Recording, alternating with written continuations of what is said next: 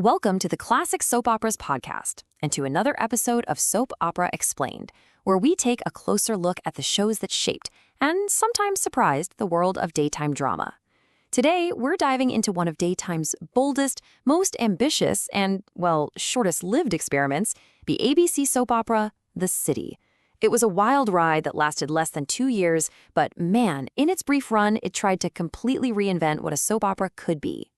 Okay, so let's set the scene. It's 1995, and ABC has a big problem.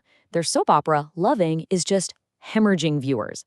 The show is totally on life support, and the network knows they have to make a huge move. But instead of just, pulling the plug, they came up with an idea that was so much crazier. They decide on something absolutely radical. I mean, unheard of. They're not going to cancel the show. They're going to blow it up. The plan?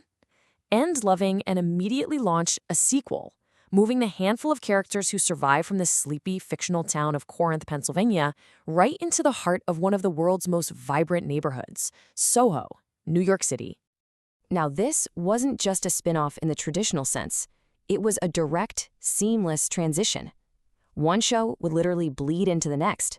It was this huge, high-stakes, creative gamble that had never really been attempted in daytime before. So how on earth did they pull it off? Well, it all started with a really brutal but buzzworthy storyline that fans still talk about, the Loving murders. A serial killer just started picking off the residents of Corinth one by one, which, let's be honest, was a pretty effective way to clear the canvas by killing off a huge chunk of the cast. The few who waited out alive packed their bags for a shared loft in Soho, and then, the very next broadcast day, a brand new show, The City, premiered in the exact same time slot. Just wow. Right from the very first frame, The City wanted to make one thing crystal clear.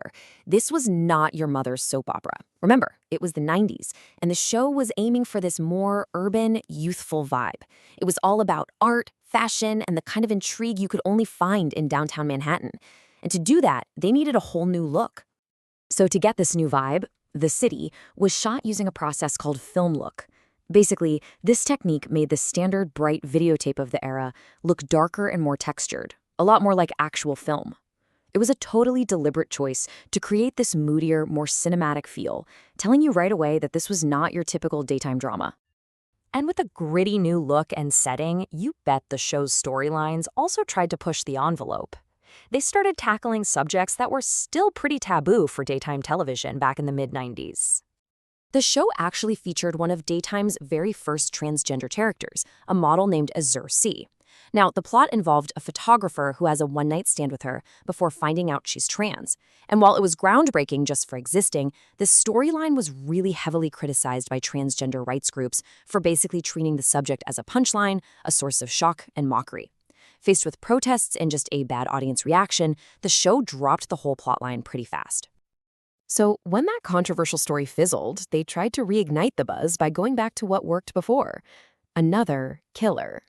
A mysterious new figure known as the Masquerader began stalking the residents of the Soho lofts, and they would leave behind this really chilling note that just read, "Happy now?" Creepy, right? ABC knew this whole venture was incredibly risky, so they needed a strong foundation. And what did they do? They invested heavily in talent. They stacked the cast with this powerful mix of daytime veterans and rising stars, hoping that some big names would draw in a big audience. And what a cast it was! They landed the iconic Morgan Fairchild to play the show's central villainess, Sydney Chase. And she was joined by beloved soap royalty like Debbie Morgan, Catherine Hickland, and Randolph Mantooth, plus future stars like Ted King and a very young Laura Wright, who, as you know, would go on to become a daytime superstar on General Hospital. This also led to a really unique piece of TV history. The amazing Debbie Morgan, playing the beloved Angie Hubbard, became the first actor ever to portray the same character as a series regular on 3 different shows, starting on All My Children, moving to Loving, and finally landing in The City. Pretty cool. But despite the bold concept, the cool filmic look, and that all-star cast, a really crucial problem started to emerge. People just weren't watching. The daring experiment was completely failing to connect with the daytime audience. So yeah, the numbers tell the whole story. Loving, in its final days, ended with an average 2.5 rating. The City never even matched that, dropping as low as a 2.0. And to add insult to injury, its replacement, Port Charles, would debut with a higher 2.6 rating. The audience just didn't make the move from Corinth to Soho. The decline was fast. I mean, as this timeline shows, headliner Morgan Fairchild left in late 1996, as soon as her one-year contract was up. In a total last-ditch effort, ABC even brought in the fan favorite Jane Elliott as Tracy Quartermain from General Hospital. But even a crossover with a powerhouse like Tracy couldn't save the show. By February 1997, the cancellation was official. On March 28, 1997, after just 352 episodes, The City aired its final installment. The whole bold experiment was over in less than 2 years. So was it all for nothing? Not really. While The City is mostly remembered as a ratings failure, its legacy is actually a lot more complex than that. It really stands as a symbol of a time when networks were willing to take huge creative risks. I mean, think about it. The show's innovative production style actually won 2 Daytime Emmy Awards for its technical direction and editing. It bravely pushed boundaries, for better or for worse, and it served as a really important career step for actors who are still daytime mainstays today.